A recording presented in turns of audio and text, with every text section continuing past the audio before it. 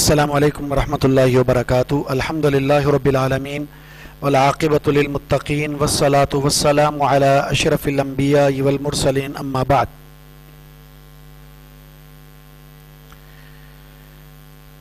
جو پہلی حدیث ہم نے پڑھی ہے اس حدیث کے کچھ مسائل آپ تحریر کر لیں۔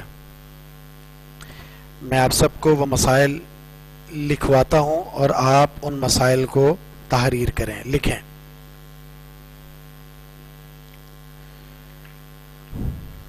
سب سے پہلا مسئلہ ہے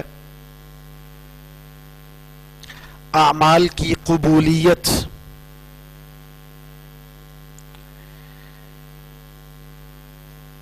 اعمال کی قبولیت کا دار و مدار نیت پر ہے۔ اگر نیت ہوگی تو عمل قبول ہوگا، بنا نیت کے عمل قبول نہیں ہوگا۔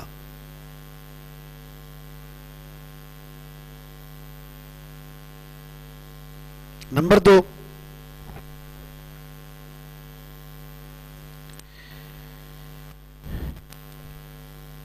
نیت کا جو محل ہے وہ دل ہے۔ نیت کی جو جگہ ہے وہ دل ہے۔ زبان سے نیت کے الفاظ ادا کرنا یہ غیر شرعی عمل ہے، غیر مسنون ہے۔ اگر کوئی شخص زبان سے نیت کے الفاظ ادا کرتے ہوئے کوئی عمل شروع کرتا ہے، نماز پڑھتا ہے، تو یاد رکھیں اس کا یہ عمل غیر مسنون تصور ہوگا۔ ٹھیک ہے؟ تیسری بات، تیسرا مسئلہ، اپنے نیت کے اندر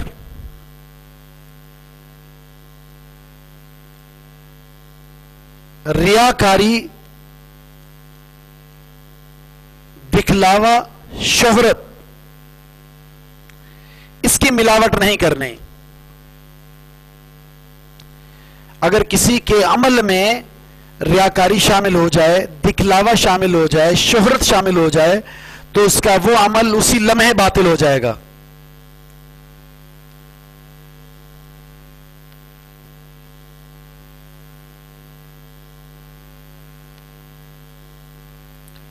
نمبر 4،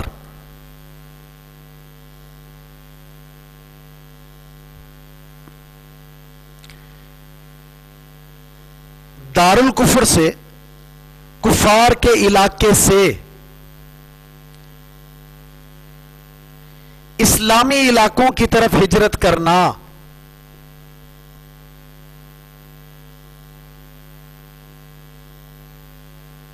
دارالکفر سے دارالاسلام کی طرف ہجرت کرنا یہ عبادات میں سے افضل عبادت ہے۔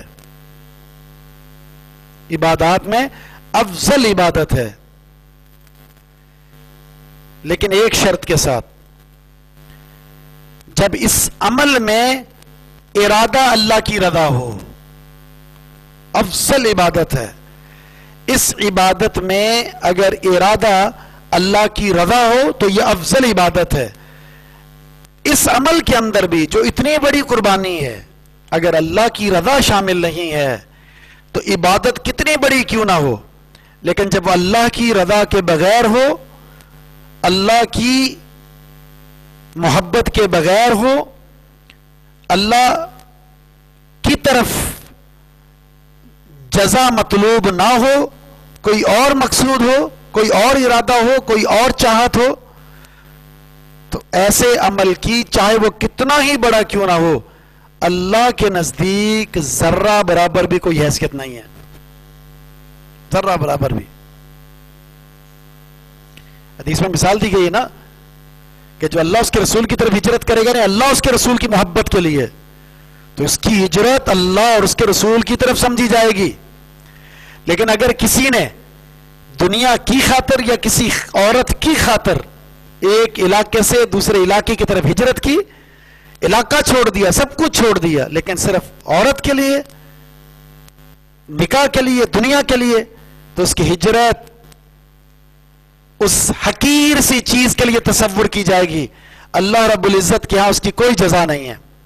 اس کی میں نے مثال دی تھی ایک حدیث، کتنا بڑا عمل ہے، کتنا بڑا عمل ہے، کتنی بڑی قربانی ہے، جان کی قربانی، مال کی قربانی، وقت کی قربانی۔ مجاہد، قاری اور سخی سب سے پہلے جہنم میں ڈالا جائے گا ریاکاری کی وجہ سے۔ اور اگر اخلاص ہے، عمل چھوٹا ہے لیکن اخلاص ہے، تو اللہ اس چھوٹے سے عمل کی وجہ سے، اس چھوٹے میں عمل میں اخلاص کی وجہ سے اسے موت کی وادیوں سے اللہ نکال دیتا ہے۔ صحیح مسلم کے اندر وہ 3 افراد جو غار میں پھنس گئے تھے، 3 افراد جو غار میں پھنس گئے تھے، بہت بڑی چٹان آ کر غار کے سامنے پھنس گئی، اب اسے دھکا دے کر تھک گئے لیکن وہاں سے نکل نہیں پا رہے، نکلنے کا کوئی سامان نہیں، جنگل میں کون سننے والا،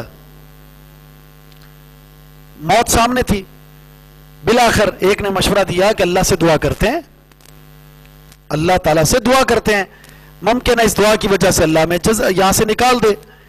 تو دعا میں انہوں نے اپنے وہ عمل جو اللہ کی رضا کے لیے انہوں نے کیے تھے اس کا واسطہ دیا، وسیلے کے طور پر اسے استعمال کیا۔ تو یاد رکھیں دعا کے اندر 2 چیزوں کا وسیلہ جائز ہے، بس 2 چیزوں کا وسیلہ۔ وَلِلَّهِ الْأَسْمَاءُ الْحُسْنَى فَادْعُوهُ بِهَا، اللہ کے پیارے پیارے نام ہیں، ان ناموں کے وسیلے سے تم اللہ سے مانگو۔ رحمان کا وسیلہ، تو رحمان، تیرے رحمان کے واسطے، تیرے رحیم ہونے کے واسطے۔ یا دوسرا کیا ہے؟ دوسرا ہے اپنے اعمال صالحہ کو اللہ رب العزت کے سامنے پیش کرو بطور وسیلے کے، اے پروردگار اگر میرا یہ عمل تیری رضا کے لیے ہے، تیرے لیے ہے، تو اس عمل کی وجہ سے تو مجھے اس پریشانی سے نکال دے۔ تو انہوں نے پیش کیا۔ ایک نے کیا کہا؟ میں اپنے ماں باپ کا فرما بردار ہوں، بیوی بچے بھی ہیں میرے، لیکن بیوی بچوں سے زیادہ اپنے ماں باپ کی خدمت کرتا ہوں، بیوی بچوں کا بھی حق ادا کرتا ہوں، لیکن سب سے پہلا حق اپنے ماں باپ کو دیتا ہوں۔ پھر اپنا پورا قصہ ہے، تفصیلاً وہ بیان کیا انہوں نے۔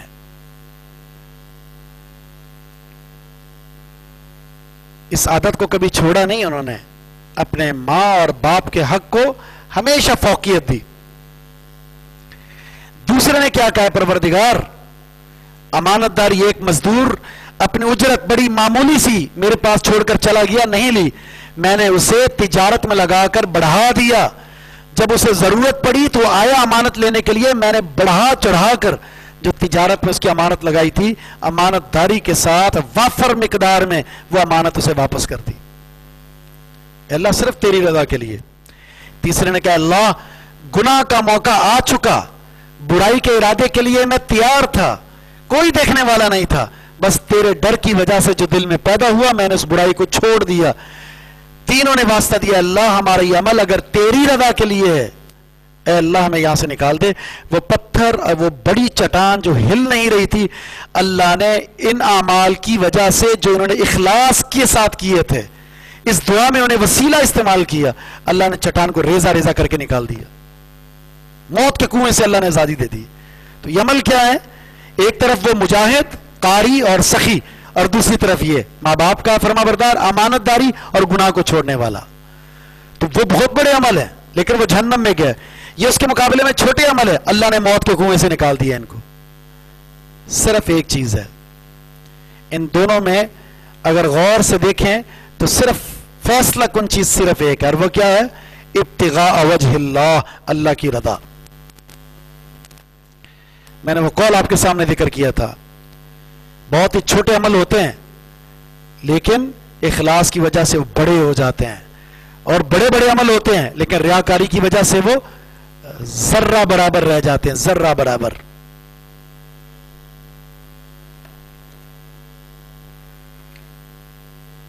تو یہ کچھ عمل تھے جو آپ کے سامنے، کچھ باتیں، کچھ مسائل تھے جو آپ کے سامنے بیان کیے ہیں. مسائل تو اس قدر زیادہ ہیں کہ انسان غور ہی کرتا رہے، لیکن بنیادی طور پر یہ ایک ذہن میں رہے. اب ایک اہم ترین مسئلے کی طرف اشارہ کر دیتا ہوں. نیت کیوں کرنا ہوتی ہے؟ نیت کیوں کی جاتی ہے؟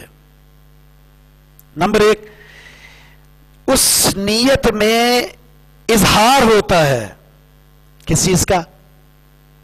کہ میں یہ عمل اللہ کے لیے کر رہا ہوں. دل میں انسان جب نیت کرتا ہے تو دل میں یہ ارادہ کر رہا ہوتا ہے اللہ یہ عمل صرف تیرے لیے ہے. ایک مقصد. دوسرا مقصد یہ ہے انسان جب نیت کرتا ہے تو اس نیت سے عبادات کے درمیان فرق ہوتا ہے. فرق فرض عبادت اور نفل عبادت میں. مثلا اگر میں نیت نہ کروں اور نماز پڑھ لوں تو کیسے پتہ چلے گا یہ فرض ہے، یہ نفل ہے، یہ سنت ہے؟ بنا نیت کے عبادت کے درمیان فرق نہیں ہو سکتا. فرض کو فرض سے اور فرض کو سنت سے، سنت کو نفل سے جدا کرنے کے لیے نیت کی جاتی ہے. اگر میں نماز شروع کر دوں اللہ اکبر نیت کے بغیر تو میری عبادت قبول نہیں ہوگی. عمل سے پہلے نیت ہے، اس لیے نیت کی جاتی ہے.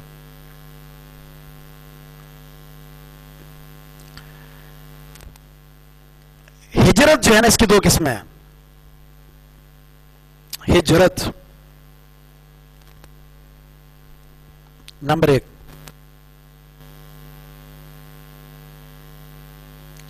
پہلی قسم ہے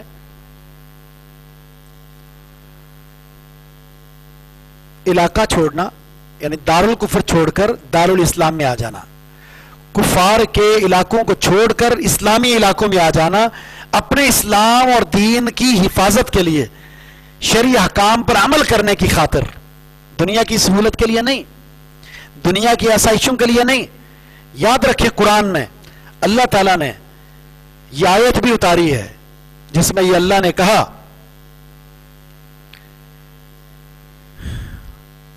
جب اللہ نے یہ سوال کیا کہ تم نے عمل کیوں نہیں کہا، اور جواب کیا دیا؟ پروردگار عمل کرنا مشکل تھا.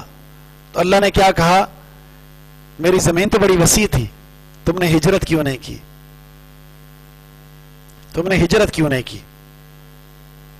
وَمَن يُهَاجِرْ فِي سَبِيلِ اللَّهِ يَجِدْ فِي الْأَرْضِ مُرَاغَمًا كَثِيرًا. اس کو بڑی گنجائش ملتی، بڑے دنیاوی فوائد ملتے. ہجرت تو کرو.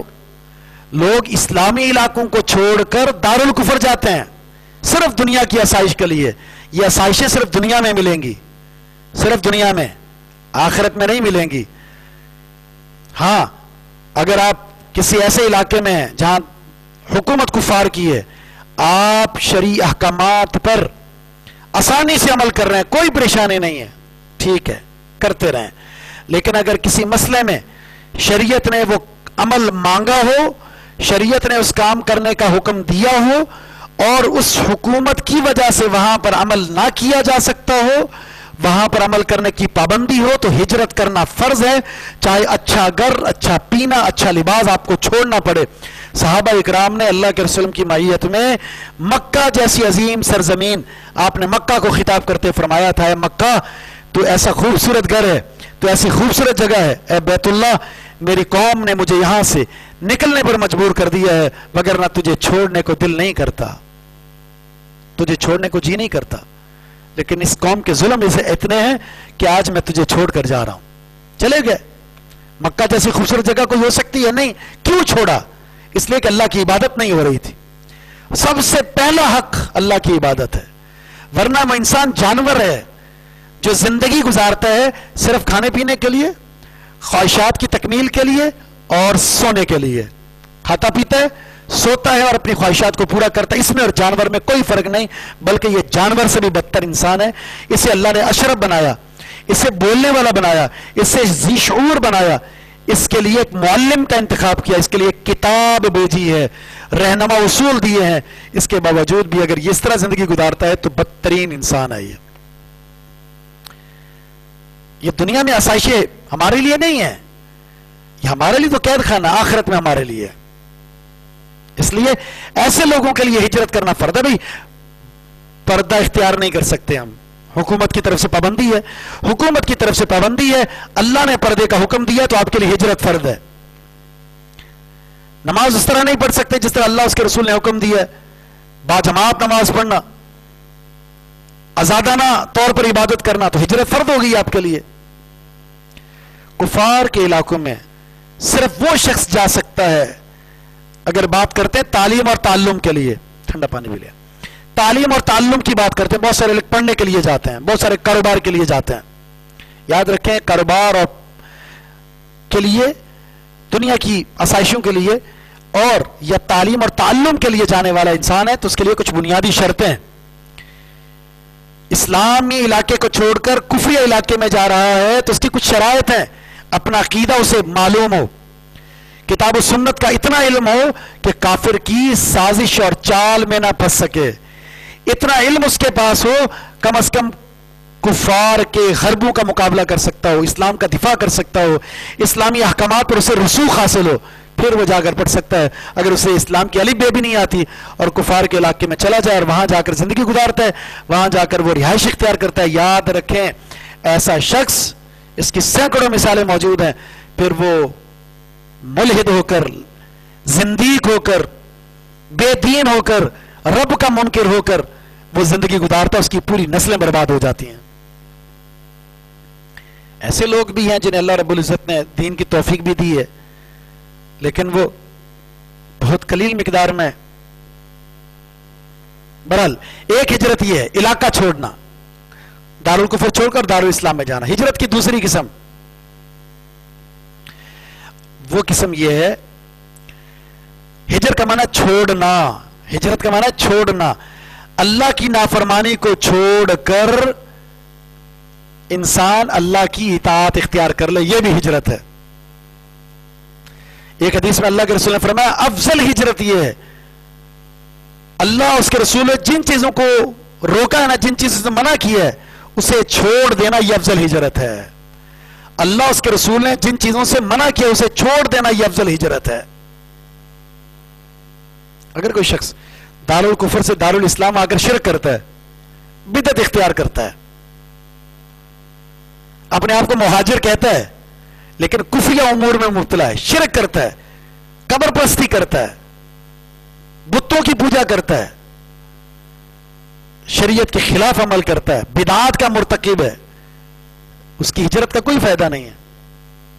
ہجرت اللہ اس کے رسول کے لیے کی دی ہے، اللہ اس کے رسول کا باغی بن چکا ہے۔ تو سب سے دنیا کے کسی بھی کونے میں رہتا ہوں، سب سے پہلا کام یہ کرنا ہے اس نے گناہوں کو چھوڑنا ہے۔ پھر اطاعت پر اگر کما حق عمل نہیں ہو رہا تو پھر سرزمین کو چھوڑ کر ایسی جگہ پر چلا جائے جہاں اللہ اس کے رسول کی مرضی کے مطابق اطاعت اور فرما برداری ہوتی ہو۔ یہ عظیم ایسی حدیث ہے، اس میں اتنے اصول ہیں کہ میں آپ کو بتا نہیں سکتا۔ ایک قاعدہ بیان کر کے آگے چلتے ہیں اگلی حدیث کی طرف۔ ایک قاعدہ بڑا رہنما آپ کے لیے بہت ہی عظیم اصول کے طور پر آپ کو بیان کرتا ہوں۔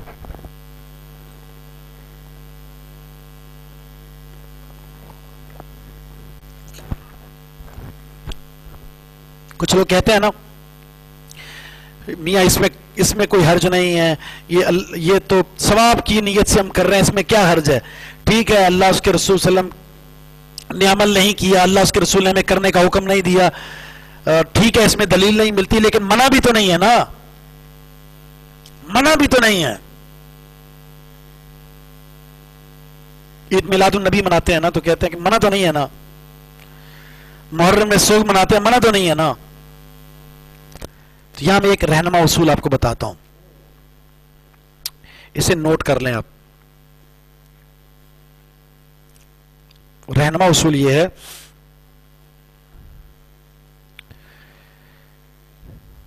کہ 3 حدیثوں کا یہ خلاصہ ہے۔ سب سے پہلی بات، ایک معاملہ ہوتا ہے دنیا کا، ایک ہے معاملہ دین کا۔ دنیا میں ہر چیز جائز ہے آپ کے لیے، دنیاوی امور سے تعلق رکھنے والی ہر چیز جائز ہے آپ کے لیے، منع کی دلیل چاہیے۔ ہر چیز حلال ہے، حرام کے لیے دلیل دینی ہوگی آپ کو، ٹھیک ہے؟ حرام کے لیے دلیل دینی ہوگی، دنیا کے تعلق سے اصل قاعدہ یہ کہ حلال ہے، ٹھیک ہے؟ دین کے تعلق سے اصل یہ ہے کہ کچھ بھی نہیں کریں گے آپ، کوئی عمل نہیں کر سکتے. کسی بھی عمل کو کرنے کے لیے دلیل چاہیے، عمل کا ثابت ہونا ضروری ہے، عمل کا ثابت ہونا ضروری ہے. یہ دنیاوی امور نہیں ہے جس میں آپ کی مرضی ہے جو چاہے کر لے. منع کی دلیل ہے تو رکیں گے، وگرنہ آپ کو کوئی روک نہیں سکتا. دین کا معاملہ ہے، قدم بھی اٹھائیں گے نا تو کچھ کرنے کے لیے دلیل دینا ہوگی، منہیات کی دلیل دینا ہوگی اور مامورات کی دلیل. یعنی اگر کچھ کرنا ہے تو اس کی دلیل، اور اگر کسی سے روکنا ہے تو اس کی دلیل دینا ہوگی. یہ ناجائز ہے دلیل دیں، یہ جائز ہے تو دلیل دیں. آپ دین سمجھ کر، عبادت سمجھ کر کوئی کام اگر کرتا ہے تو اس کی دلیل دینا ہوگی. ان الحلال بین والحرام بین، حلال بھی بالکل واضح ہے، حرام بھی بالکل واضح ہے. جب ہر چیز واضح ہے تو پھر کچھ بھی کرنا ہے دلیل آپ کے پاس ہونی چاہیے. ظہر کی 4 رکعت دلیل آپ کے پاس ہونی چاہیے، نماز پڑھنی ہے دلیل ہونی چاہیے، زکوٰۃ دینی ہے دلیل ہونی چاہیے، حج کرنا ہے دلیل ہونی چاہیے. ایک تو یہ کہ عمل کا ثابت ہونا ضروری ہے. ایک اصول یہ ہے، جب عمل ثابت ہو گیا کہ یہ اللہ کے رسول صلی اللہ علیہ وسلم کا حکم ہے یا آپ نے کرنے کا حکم دیا ہے،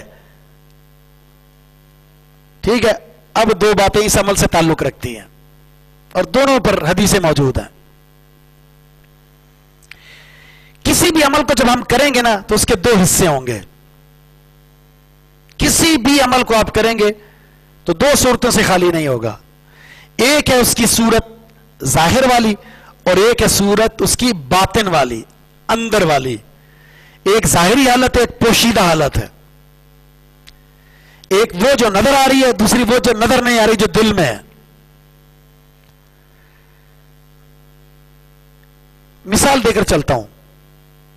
فجر کی نماز، فرض نماز، اگر میں آپ کو کہتا ہوں کہ آپ نے فجر کی 2 رکعت فرض نماز پڑھنی ہے جماعت کے ساتھ، تو سب کی دلیل موجود ہے. فجر کی نماز بھی ثابت ہے، سب معلوم ہے.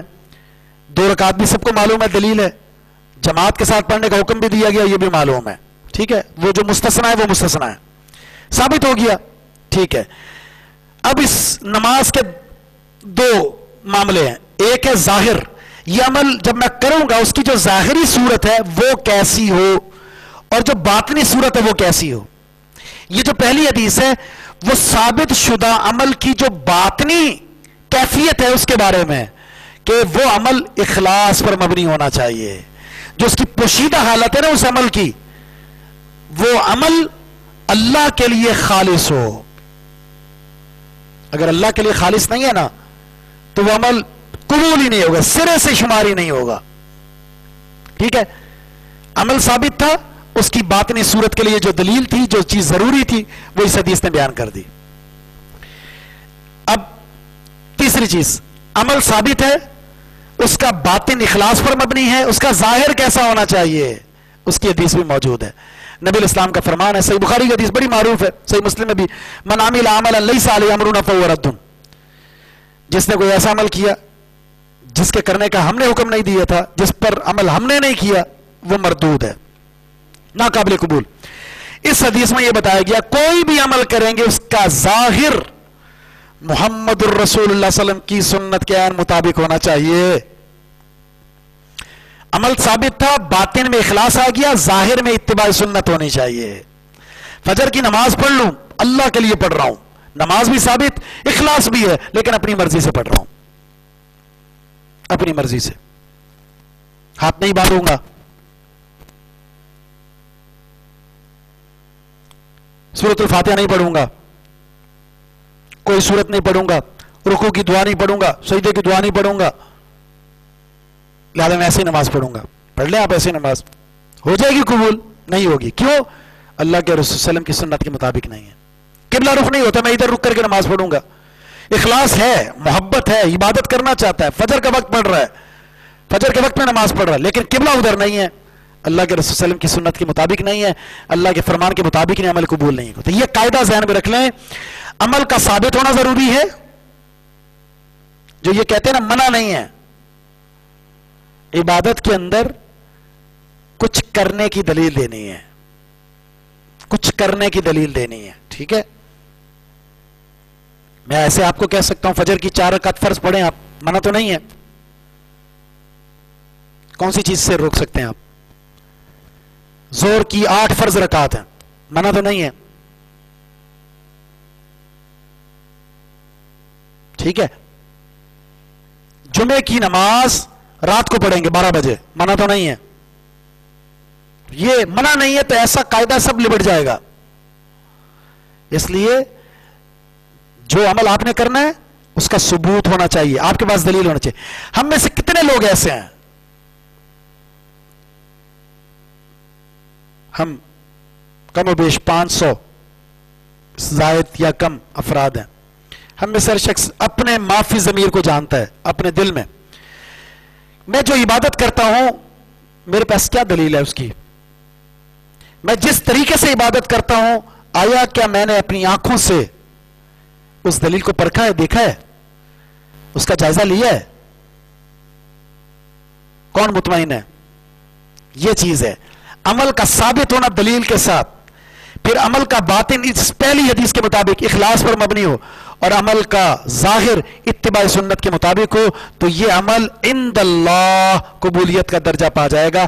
ایک شرط بھی ختم ہوئی، مثلا سنت کے مطابق آپ کام کرتے ہیں، سنت کے مطابق اخلاص بھی ہے، لیکن جو عمل آپ کر رہے ہیں، مثلا زور کی نماز آپ 12 بجے پڑھتے ہیں، ٹائم ہو رہا ہے 12:30 بجے، 12:45، آپ پڑھ رہے ہیں 12 بجے، سنت کے مطابق پڑھی، اخلاص ہے، کیا وہ عمل قبول ہو جائے گا؟ نہیں، کیونکہ وہ عمل اس وقت ثابت ہی نہیں ہے.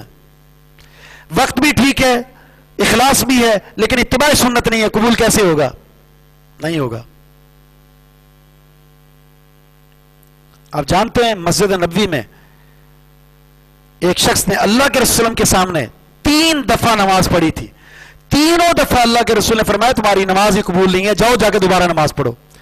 پہلی دفعہ ٹرائی کی، دوسری دفعہ پھر بہتر ٹرائی کی ہوگی، تیسری دفعہ اس سے اچھی ٹرائی کی ہوگی، لیکن اللہ کے رسول نے کیا فرمایا؟ قبول نہیں ہے، دوبارہ پڑھو، دوبارہ پڑھو. چوتھی بار کا اللہ کی قسم جس نے آپ کو حق دے کر بھیجا ہے مجھے بہتر نماز کا طریقہ سکھا دیجیے، میں اس سے بہتر نہیں جانتا. نماز کیوں رد ہو گئی؟ سنت رسول کے مطابق نہیں تھی. اور حدیث میں آتا ہے کہ فرق صرف اتنا تھا رکوع اور سجدے میں کمر سیدھی نہیں تھی، باقی ساری چیزیں ٹھیک تھی.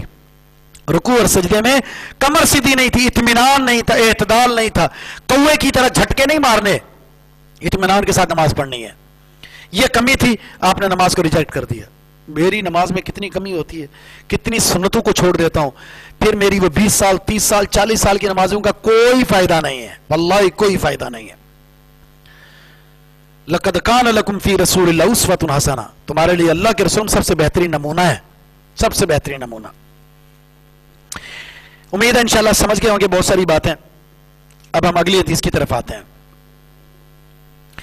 عن ابی ہریرہ رضی اللہ عنہ قال قال رسول اللہ صلی اللہ علیہ وسلم لا يقبل اللہ صلاة احدکم اذا احدث حتى يتوضأ.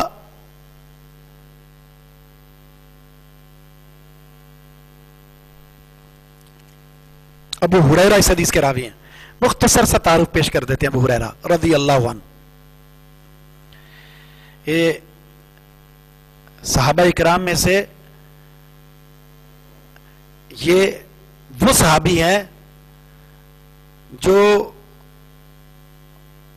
آپ کہہ سکتے ہیں محدثین صحابہ میں سے جو ہیں کثیر روایات بیان کرنے والے.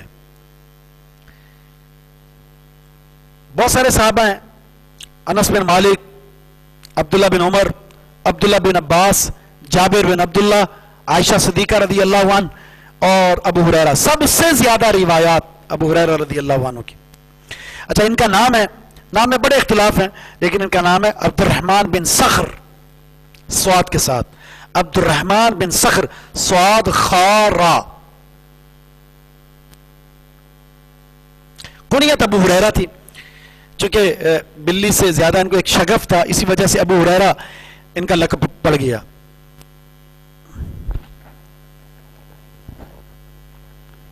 اب یہ بھی مطلب نہیں ہے کہ بلیوں سے ایسا پیار کیا جائے کہ بس بلیوں کا ہی ہو کر رہ جائے بندہ. ابو ہریرہ رضی اللہ تعالیٰ عنہ یہ نہیں ہے کہ بلیوں سے اتنا پیار کہ بس بلیاں ہی پالنا ان کا مشغلہ تھا، بالکل نہیں. ایک شفقت تھی، ایک لگاؤ تھا. ٹھیک ہے وہ ہونا چاہیے، ایک صاف ستھرا جانور ہے یہ، لیکن کچھ لوگوں کا کام یہی ہوتا ہے، اپنے سے زیادہ کیئر وہ بلی کی کرتے ہیں، اپنے سے زیادہ ان کو غسل اور طہارت کی فکر بلی کی ہوتی ہے، عبادت کی فکر نہیں ہوتی، بلی کی فکر ہوتی ہے ان کو. یا کوئی بدنصیب ہے بیچارہ تو وہ کتوں سے پیار کرتا ہے. اپنے ماں باپ کی اتنی پرواہ نہیں ہوگی جتنی کتوں کی ہوگی. اور کتا اگر کوئی شوقیہ پالتا ہے، صبح اور شام، ایک صبح اور ایک شام، دو قرات 24 گھنٹے میں اس کے اجر سے نکل جاتے ہیں. اور ایک قرات کا وزن کتنا ہے؟ ایک احد پہاڑ کے برابر. صبح اور شام جا رہے ہیں، شوقیہ پالنے والا. بہرحال ان کی جو ولادت ہے نبی علیہ السلام کی بعثت سے 11 سال پہلے، نبی علیہ السلام کی بعثت سے، نبی بننے سے 11 سال پہلے پیدا ہوئے.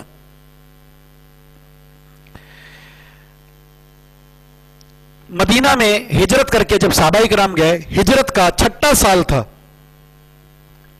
خیبر کے موقع پر یہ مسلمان ہوئے ہیں، 6-7 ہجری. اور ان کی جو عمر ہے، ان کی جو وفات ہوئی ہے وہ 58 ہجری میں ہوئی ہے. 58 ہجری میں ان کی کل عمر بنتی ہے 78 سال. مدینہ میں مشہور قبرستان ہے جیسے ہم جنت البقیع کہتے ہیں، جبکہ یہ حدیث میں کوئی نام نہیں ہے جنت البقیع. بقیع الغرقد، غرقد غین را قاف دال، غرقد، بقیع الغرقد قبرستان میں ان کی تدفین ہوئی ہے.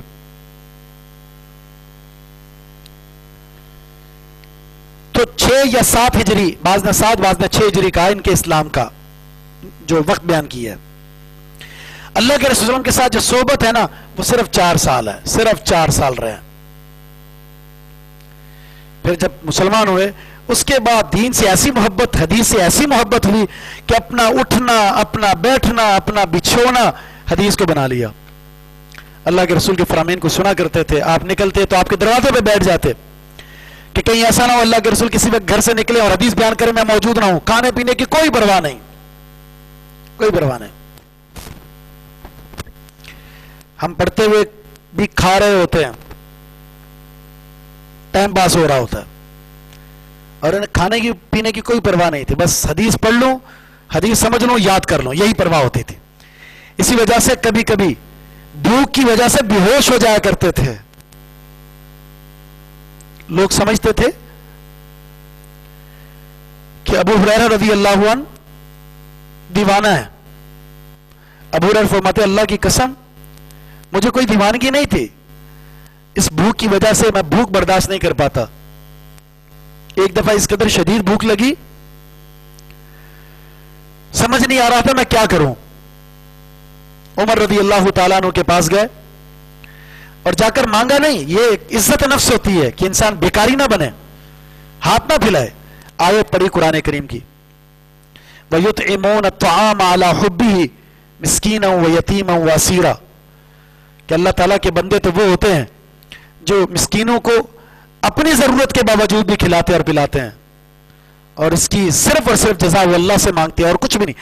شکریہ کا لفظ بھی سننا نہیں چاہتے.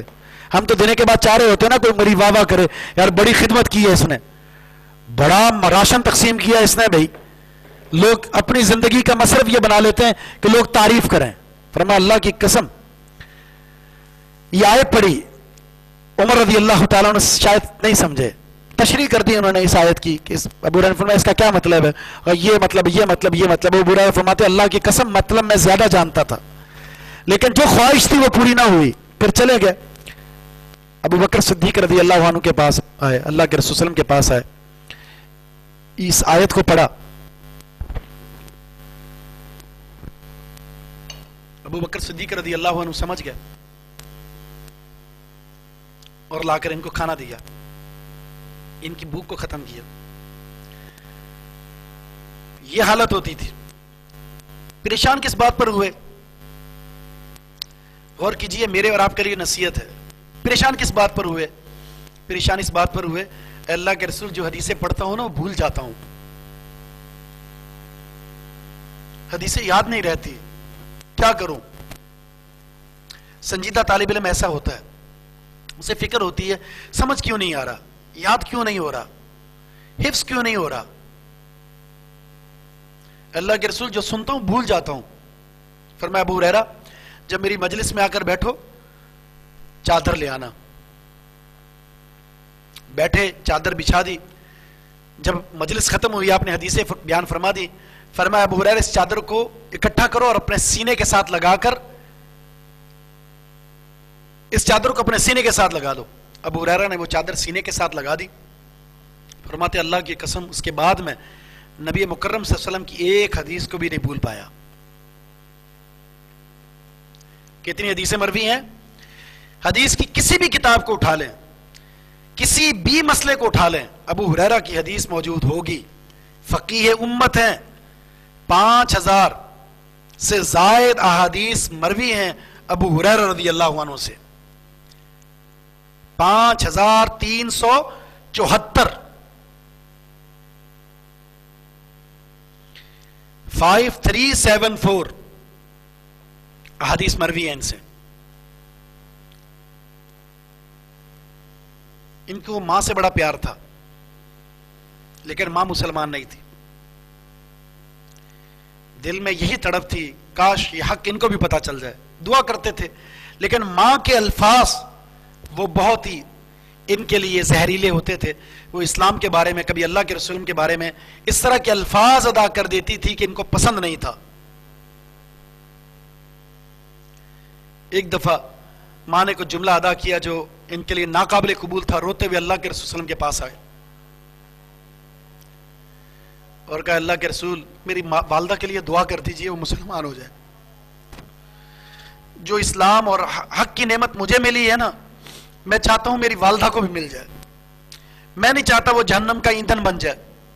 اپنوں کے بارے میں یہ دل کے اندر تڑپ ہونی چاہیے کہ جو دین مجھے ملا ہے میرے اپنوں کو بھی مل جائے تاکہ وہ جہنم کی آگ نہ بنے۔ اللہ کے رسول دعا کر دیجئے۔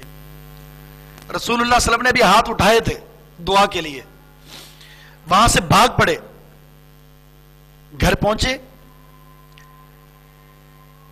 دروازہ بند تھا، نہانے کی آواز آ رہی تھی، پانی کے گرنے کی۔ فرمایا ابو ہریرہ ٹھہرو۔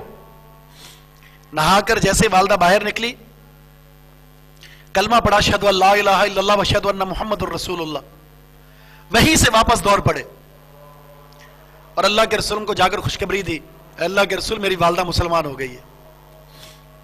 اس موقع پر رسول اللہ صلی اللہ علیہ وسلم نے ایک دعا دی تھی، اے اللہ میرے سے ابو ہریرہ کو اور اس کی والدہ کو اہل ایمان کی محبوب شخصیات میں شمار فرما دے۔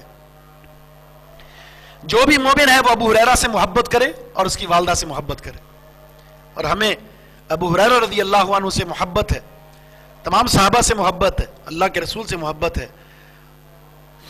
اور ان کی والدہ سے محبت ہے، اہل ایمان سے محبت ہے، اور یہی وہ محبت ہے جو کل قیامت کے دن سرخرو کرے گی۔ اور یاد رکھیں یہ قاعدہ، المرء مع من احب، جو انسان جس سے محبت کرتا ہے اس کی جو فیورٹ شخصیات ہیں، اس کی پسندیدہ جو شخصیات ہیں، کل قیامت کے دن اللہ ان کو انہی میں شامل فرما دے گا۔ اگر ہماری فیورٹ شخصیات یہ صحابہ اکرام ہیں تو یقین جانے کل قیامت کے دن ان کی فہرست میں اللہ رب العزت ہمیں شامل فرما دے گا، ان کا جو ان کی رفاقت ہمیں نصیب فرمائے گا۔ ان کے شاگرد تھے حمام بن منبہ، حمام بن منبہ ابو ہریرہ کے شاگرد ہیں۔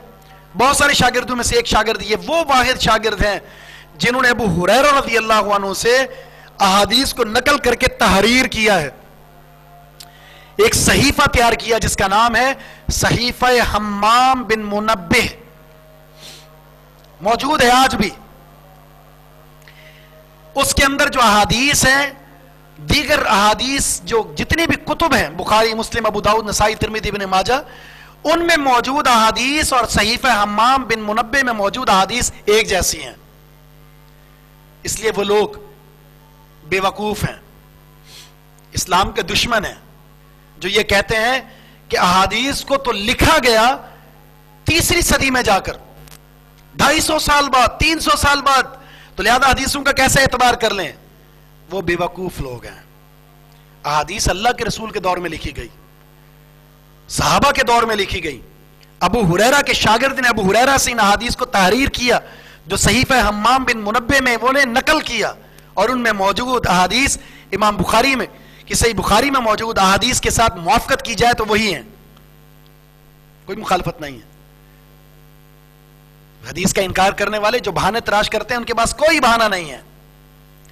وہ اسلام کو جو مشرق کے یعنی جو مستشرقین ہیں، اسلام کے خلاف جو محاذ جنہوں نے کھڑا کیا، جو انہوں نے اشکالات پیش کیے، اعتراضات اٹھائے، یہ نام نہاد مسلمان اسلام کا لبادہ اوڑھ کر انہی اعتراضات کو اٹھا کر حدیث کا انکار کرتے ہیں. ہم قرآن پر ایمان لائیں گے، حدیث ہم نہیں مانتے.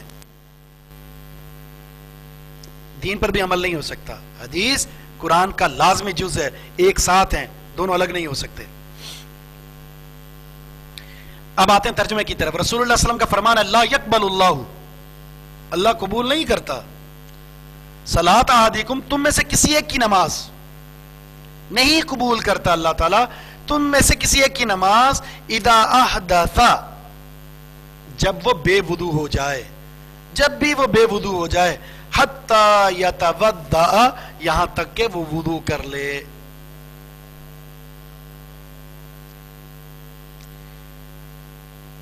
اس کا مطلب کیا ہوا؟ اس کا مطلب یہ ہوا اگر کوئی شخص نماز اس نے شروع کر دی ہے، 1 رکعت 2 رکعت 3 رکعت اس نے شروع پڑھ لی ہے، اس نے اب تیسری رکعت ہے، چوتھی رکعت ہے، تشہد میں ہے، سجدے میں ہے، سلام پھیرنے سے پہلے اگر اس کی ہوا خارج ہو جاتی ہے اس کا وضو ٹوٹ گیا. جب وضو ٹوٹ گیا تو اس کی نماز بھی ختم، نماز قبول نہیں ہوئی. کیا کرنا ہوگا؟ نیا وضو کرے گا اور پوری نماز دوبارہ پڑھے گا. وہ حدیث صحیح نہیں ہے جس میں یہ کہ جہاں سے ٹوٹی تھی وہیں سے وضو کر کے شروع کر دے گا، بالکل نہیں. دوبارہ شروع کرے گا، شروع سے پوری نماز پڑھے گا. ایسی کوئی بھی صحیح حدیث نہیں ہے جس میں کہ جہاں تک پڑھ لی تھی وہیں سے دوبارہ شروع کرے گا، بالکل نہیں. مسائل کیا ہیں؟ پہلا مسئلہ لکھیں، بے وضو کی نماز اس وقت تک قبول نہیں ہوگی جب تک وہ طہارت حاصل نہ کر لے.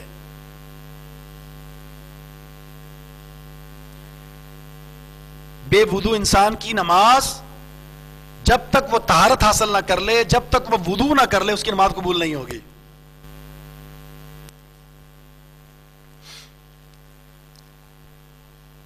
دوسرا مسئلہ یہ معلوم ہوا،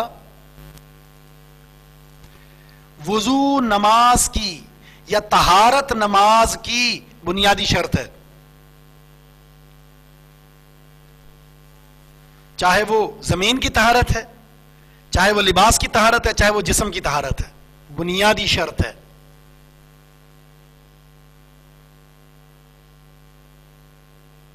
تیسرا مسئلہ، بے وضو ہونے سے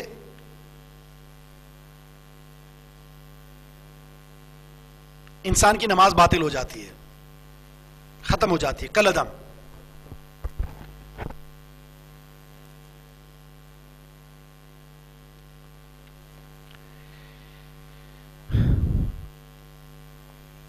ٹھیک ہے، کوئی بھی نماز ہو، کسی بھی وقت ہو، نماز کی ابتدا سے لے کر انتہا تک طہارت شرط ہے. کسی بھی موقع پر طہارت نہ ہوئی نماز نہیں ہوگی، چاہے سلام پھیرنے سے پہلے کیوں نہ ہو. اگرچہ بعض لوگوں کا یہ مسئلہ ہے کہ سلام پھیرنے سے پہلے آپ نے ساری دعائیں پڑھ لی، ابھی سلام نہیں پھیرا تھا، آپ اگر ہوا بھی خارج کر دیتے تو آپ کی نماز ہو گئی ہے، کہہ کا لگا کر آپ ہنس پڑے تو آپ کی نماز ہو گئی ہے. ایسے خامہ کا باطل ہے، باطل ہے. سلام سے نماز ختم ہوتی ہے، خروج الری سے نہیں، ہوا خارج کرنے سے نہیں، کہہ کے لگانے سے نہیں، ہنسنے سے نہیں، ادھر ادھر دیکھنے سے نہیں. یاد رکھیں، سلام پھیریں گے تو نماز مکمل ہوگی. اس سے پہلے اگر ایسی حرکت کی آپ نے، باتیں کرنا شروع کر دی، ہنسنا شروع کر دی آپ نے، ہوا خارج ہو گئی، آپ کا وضو ٹوٹا تو آپ کی نماز بھی ٹوٹ گئی. ٹھیک ہے جی.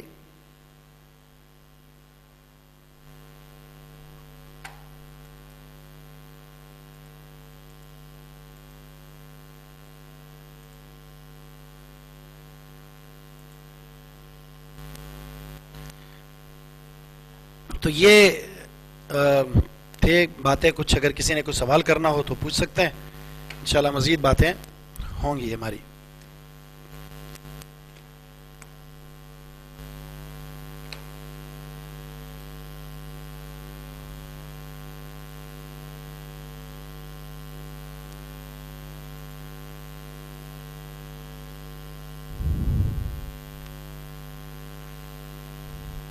نیک عمل, کسی سے دعا کرانا ایک وسیلہ تو نہیں ہے. کسی سے دعا کروائی جا سکتی ہے زندہ افراد سے, لیکن وہ وسیلہ تو نہیں ہے.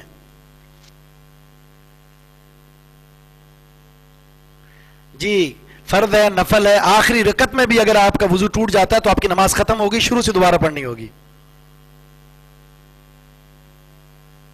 جی کہہ کے لگانے سے وضو نہیں, نماز ٹوٹتی ہے.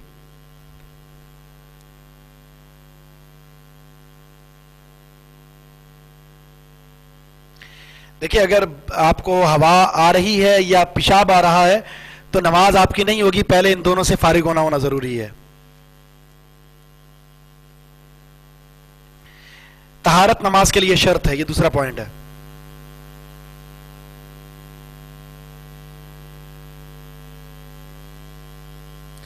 اگر آپ احادیث کو عربی میں یاد کر لیں تو اس سے بہتر کوئی چیز نہیں ہے. دنیا جہاں کی بہت ساری باتیں ہم یاد کرتے ہیں, اگر حدیث کو یاد کر لیں تو انشاءاللہ یہ بہت زیادہ چہرے کی تازگی کا سبب ہے.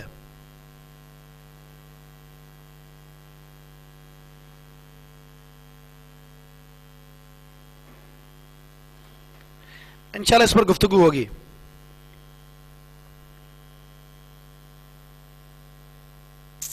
میں سوال پڑھ نہیں پا رہا, بڑے سپیڈ سے اور ہر ایک کر رہا ہے, تو پہلے اگر کچھ جواب آ جائیں.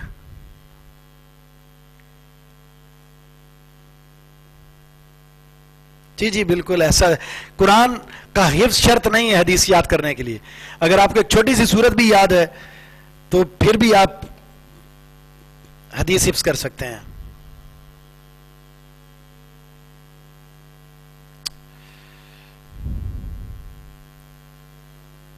یہ بخاری مسلم کی حدیثیں ہیں جی.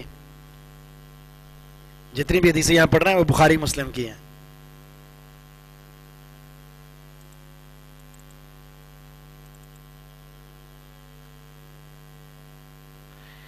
جی اگر صرف سجدہ ہے نا تو میٹرس پر کیا جا سکتا ہے, بشرط یہ کہ یقین ہو کہ یہ پاک ہے. اگر صرف سجدہ ہے, نماز نہیں پڑھی جا سکتی کیونکہ اس میں وہ اونچ نیچ ہوتی ہے.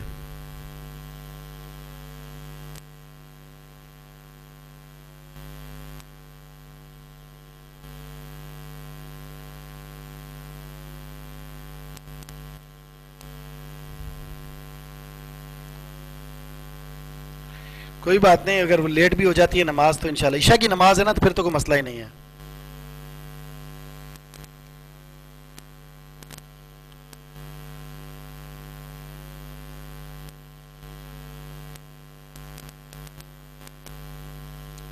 بالکل آپ ماشاءاللہ یاد کریں, آپ سب کو یاد ہوگا انشاءاللہ, سب یاد کریں.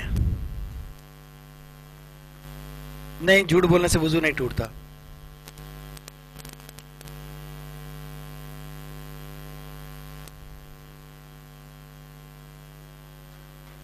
ٹھیک ہے جی, اسی پر اکتفا کرتے ہیں.